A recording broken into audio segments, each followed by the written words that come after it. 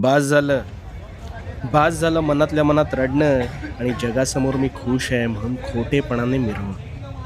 प्रचंड त्रास होतोय तुला. बाहेर पडायचंय ना यातून.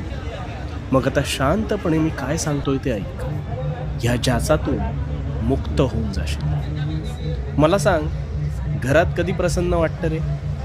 केर काढल्यावर. कारण केर काढल्यावर घरात लक्ष्मी वास करते अशी एक धारणा आहे.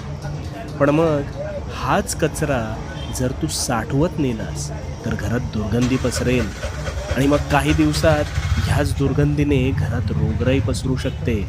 मग नको असलेला विचारांचा कचरा तो मात्र तू नेहमी कळत नकळत साठवत नेतोस, ज्याची मुळं तुझ्या मनात घट्ट घर करून बसतात आणि मानसिक स्वास्थ्य बिघडवतात.